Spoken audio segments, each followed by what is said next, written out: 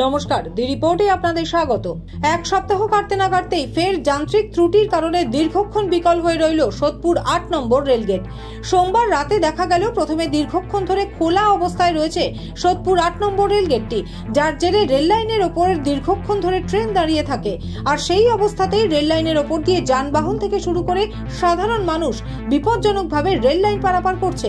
যে কোনো মুহূর্তে প্রাণঘাতী দুর্ঘটনা ঘটে যেতে পারত।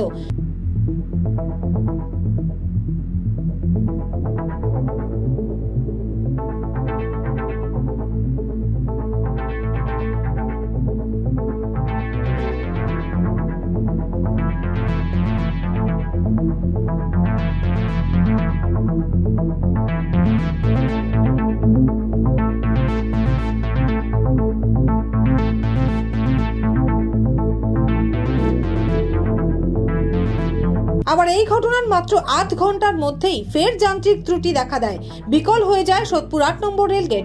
তবে এবার যান্ত্রিক ত্রুটির কারণে দীর্ঘক্ষণ ধরে বন্ধ হয়ে যায় সোদপুরের অত্যন্ত গুরুত্বপূর্ণ এই রেলগেটটি। আর এবার দীর্ঘ সময় রেলগেট বন্ধ থাকার কারণে দুধারে দাঁড়িয়ে পড়ে পণ্যবাহী গাড়ি সহ অন্যান্য যানবাহন, যার জেরে ব্যাপক যানজটের সৃষ্টি হয়। প্রায় ঘন্টা খানেক পর খবর পেয়ে ঘটনাস্থলে রেলের আধিকারিকেরা পৌঁছে রেলগেট মেরামতির পরে স্বাভাবিক হয় পরিস্থিতি।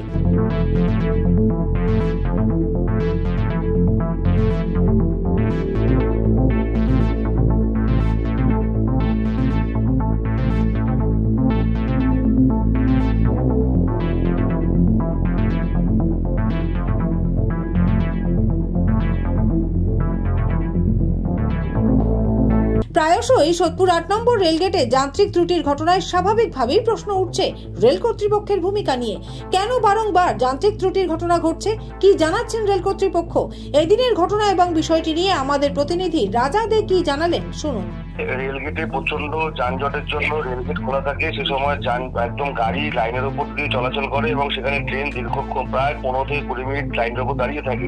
তারপরে যখন আরপিএফ এর আধিকারিক যারা সে সময় এখানে ছিলেন না, তারপরে কিন্তু এলাকার মানুষজন সেই গাড়ি সেখান থেকে যানজট মুক্ত করে। তারপরে কিন্তু গেটটা রেলগেট যেটা রয়েছে সেটা কিন্তু ফেলে দেওয়ার পরে ট্রেন চলাচল স্বাভাবিক হয়। কিন্তু তার ঠিক আধ ঘন্টা যেতে না যেতে কিন্তু ফের রেলগেট বিকল হয়ে পড়ে এবং তারপরে কিন্তু রেলের আধিকারিক যারা রয়েছেন তারা কিন্তু ঘটনাস্থলে আসে এবং রেলগেট মেরামতি করার পর প্রায় ১ ঘন্টা পরে কিন্তু রেলগেট পুনরায় ঠিক হয় এবং স্বাভাবিক পরিস্থিতি স্বাভাবিক হয় এবং তারপরে কিন্তু যান চলাচল কিন্তু এলাকাতে শুরু হয়।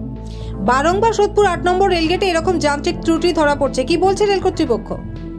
এবং রেল কর্তৃপক্ষ এই বিষয়ে কোনো রকম কোনো মুখ খুলতে রাজি হয়নি। তাদেরকে আমরা জিজ্ঞেস করেছিলাম কেন এই জিনিসগুলো হচ্ছে। তারা একটা কথাই বলেছেন মৌখিকভাবে, যে টেকনিক্যাল কিছু সমস্যা হচ্ছে, তার কারণে যেহেতু অনেক পুরনো এই রেলগেট এবং দীর্ঘদিন ধরে রক্ষণাবেক্ষণ সেভাবে কিন্তু হয় না এবং যখন এই রেলগেট যখন খারাপ হয়ে পড়ে তারপরে কিন্তু এই রেলগেট মেরামতি করতে হয়। তো সেই জায়গা থেকে তারা তাদের উচ্চতর কর্তৃপক্ষের কথা বলবে যে কিভাবে এর সমাধান করা যায়। ধন্যবাদ রাজা, সঙ্গে থাকো।